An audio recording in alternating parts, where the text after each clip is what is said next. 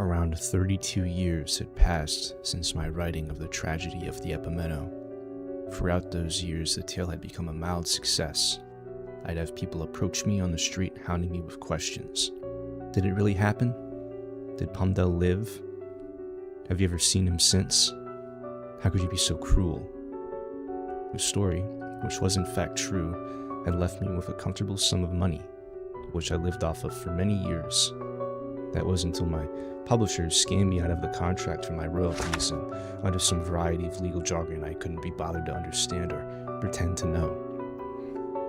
After that well dried up, I was left strapped for coin and without employment. For a man like me, it was hard to find work. The absence of my leg meant manual labor was out of the question. Besides, I was old, nearing 60 years. Considering these ailments, I was left with but one choice. Something I was skilled with, I could easily manage without heavy use of my leg. The only choice was to be a captain again. The profession had changed since the Epimeno. Truthfully, everything had changed. Those who used to be farmers now worked in the factories, and what used to be the farmer's son now drudged through the coal mines to make someone that's never had blackened hands money and keep the fires in their father's factory burning. The modern sailor, the sophisticated sailor, did not haul goods. They captained a steamboat, vessels that could beat an average sailboat 5 times over, while being 5 times as large. I set my sights on one such boat, the Belle of Black Bay, or its shorthand, the Belle. Even with my colorful history, I earned the position with relative ease. This was no utilitarian ship. The Belle was a party boat, made to entertain those with deep enough pockets to afford the fares. It was equipped with its own kitchen, staff, and a sizable captain's quarters. It was much larger than I was used to, of course, but after some basic training, I was ready to captain the Belle of Black Bay. For a few months, life was good. I had moved to the boat full-time. I saw no reason to leave from it most days, and being on the Belle had reinvigorated my love for the water, despite all it's brought upon me. My presence as captain led to a noticeable increase in passengers. Certain thrill-seekers would buy a ticket for the idea of sailing with the mad Madeki, always ogling at my prosthesis, asking how I made it, and other tired questions. I may have come off as coarse, but truly I didn't mind. I've had decades to consider my actions that day. After all that time, I'd made my peace, come to understand the actions of everyone on that boat, and in some ways, I'd gotten over it. If my new purpose was to entertain, then I would accept that. My usual voyage would consist of about 3 to 4 hours of traveling down the river and back to port. Passengers would eat their meal, socialize, and enjoy the music. On one such trip, I would once again be challenged. It started off simple. I collected my passengers from the dock, doing a signature song with the horn as always. A group of 10 passengers were boarding for today's trip. This was a low number. Usually there would be around 2 to 3 times that many. At the time, I considered this a mercy. I noticed that these passengers were off. Don't misunderstand. They were often weird, but these ones seemed more detached than usual. One approached me before boarding. He was a pasty man. He wore glasses, round and firm, and had a light stubble on his chin, which I believed was an attempted soul patch. You must be Captain Madeki. I've been a fan of your book since I was a kid. My name is Jonah, but my friends call me John Don. He bursted all this out within the span of 5 seconds. I told him that I was happy to meet a fan of my work and tried my best to dismiss him. Once boarding was complete, we set off and prepared for another journey down the river. About 45 minutes in, dinner was served, and it went well. Everyone seemed to be having a great time. That was until I was approached in my quarters by a woman. She was feeble, with long black hair, very greasy, and yet again pale. "Hi, sir. I wanted to tell you that I appreciate your captaining. I've always been a fan." She said this in a romantic tone, clearly flirting. I was not going to reciprocate with this girl. For starters, she was about 1/3 of my age, and I felt that she wanted something from me other than my body. "I'm sorry, ma'am. I'm not interested. I have an important job here. Wouldn't want the ship to steer off course, would we?" I'd hoped this reply would make her back off. "Oh, I'm sorry, sir. I just thought..." "Don't worry about it. I interjected. She left the room, and as she turned, I noticed a journal was sticking out of her pants. That was another oddity. She was wearing pants, not very feminine. I wondered how she could afford such a trip. I chalked it up to daddy's money and moved on. I continued to pilot the boat for a while. My main issue with my new profession was pain. In the long, arduous stretches of piloting, I would find that my missing lead would sting with that same feeling, that awful sludge of the sweet stock slowly converting my blood into sugar. But of course it's missing. There's no leg to break down. Just this phantom forcing my atonement for all of time. That pain was always there, but I could usually take my mind off it. Not when I was in the helm, however. Around 30 minutes went by when I heard a crash, a scream, and a panic ensue. I stopped the ship and hobbled down to see what the commotion was. In the party floor, the passengers gathered around something. It was a person. They were male, maybe late 50s. They wore a full suit, very professional. I tried my best to examine him. He was certainly dead. There was blood coming from the abdomen. A stab wound by the looks of it. The weapon was not visible on or near his person. I looked up to search for it, but the passengers were blocking my view. They were all panicking, talking over each other, screaming, whispering to one another. I readied myself to command the group, but for a moment, I hesitated. Last time I took charge, it ended quite poorly. I decided to wait, hoping, begging for somebody else to speak up, but alas, I was not so fortunate. I took a deep breath and finally commanded the passengers. Everybody stop. Causing a panic is not going to help this situation. This gave me their attention. I took the opportunity to examine their appearances. 10 passengers, 4 staff, including myself. Most times, this is not many people, but for an investigation, there may as well be 1,000. Upon looking at the passengers, I noticed one major trend. Fear. This is not unexpected, of course, although there were some outliers. That odd man Jonah was not afraid. He appeared as if he was holding back enjoyment. The woman who approached me earlier was tense. She was nervously shifting her eyes. She would look at the body, the crowd, the exit, and me. I'm no detective, but this seemed suspicious and put her on the top of my list. There was a couple of other people acting odd, but I hadn't yet acquainted myself with them. Everyone, please step away from the body and line up by the wall for me. As soon as I said this, Jonah interjected. Oh, this is exactly like you when you interrogate your crew. How exciting. This is just like the Epimeno. Everyone froze in shock for a moment. People were angry. How insensitive. What is wrong with you? Were just some of the remarks I can remember. Suddenly, a woman began to scold Jonah. That's my father lying on the ground. How could you even think like that? She had tears running down her eyes. I decided to talk to her. I had to comfort her for a while before she would open up about her father. Could you please tell me who he is? I requested. His name is Ross, and he owns a secluded imports company. The sugar plantation people? I asked. Yes, that's us. Secluded Imports was a name I hadn't thought of for a long time.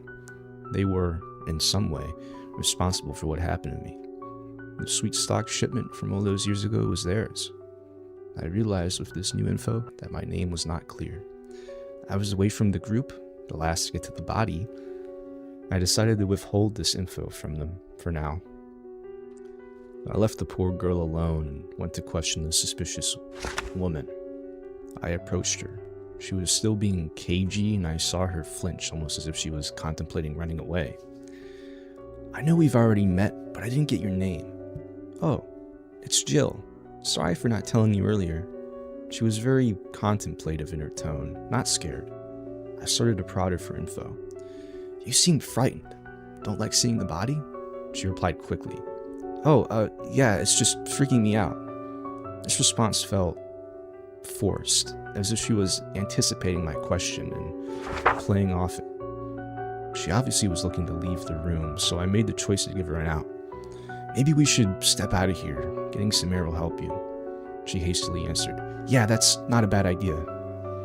As we began to leave the room, I made sure to keep my guard up. Wouldn't want her to stab me in the back and throw me overboard had she been the culprit. However, when we made it outside, something unexpected happened. Jill began almost immediately to reveal her true intentions. Listen, I'm no murderer, alright? The reason I was being so strange is because I'm a writer. I came aboard the Belle because I'm making a book. This was a shock, but I wanted to know more. A book? About what? I asked. It's actually a biography. About you. I realized I could afford a ticket on the Belle and thought it could be a good way to learn more about you. I must say that I'm unsure why I still have fans. I wrote about the Epimeno decades ago. I hadn't made any new books in that time, and I wasn't exactly likable in the usual sense. Despite it all, I still, somehow, had fame. Is there really enough of a market for something like that? I asked. Yes, actually. Biographies are popular right now. Most are, let's just say, of lower quality, so I wanted to make one with a bit more effort put into it. Well, I appreciate your writing, Jill. If you don't mind, I need to get back to task at hand. Upon returning to the body, this time with less rabble, I was able to notice a trail of blood leading into the kitchen. Now, it was obvious Rossin was in the kitchen, where someone came up behind him, stabbed him in the abdomen, kept the weapon, which was most likely a kitchen knife. He stumbled out into the dining hall and collapsed. Now that I had this information, I would have to look over the staff. As I previously stated, there were 4 staff members, including myself. 2 worked as cooks, and 1 as a waiter. Now, I did not know these people. The company shifted them out often. I almost never encountered the same staff working together, which made them hard to recall. And at my old age, everyone was beginning to look similar. I began to pull them outside and ask what they knew about what transpired in the kitchen. Listen here. Where were you all when the body was found? We was on break out by the rudder. I was having a smoke, as were the others, if I recall it right, said one of the cooks. And you're all absolutely sure that you were all over there at that time, correct? Yeah, that's right. The other cook interjected. Wait, didn't the waiter leave to use the washroom? What? No, I did not. The first cook started to talk again. Wait, well, I think she might have, but maybe... No, I don't know. Wait, it was you that left, or the other... Stop. I had to put an end to his rambling. Are you, medicated, sir? Well, truthfully, I, usually tend to... He is, Captain. As am I, the other cook said. God, would you please let me finish a single thought? After they all began to argue, clearly their input should be taken with a grain of salt. Truthfully, I should have known. Cooks have a certain reputation that precedes them. I decided to return to the dining room to reconvene with the passengers. They were all still huddled near to the wall. I told them to hold that. One of them, a man I hadn't yet spoken to, approached me. Captain, you need to bring us back to shore. I don't want to be the next victim here. He had a point. I hadn't been piloting the boat.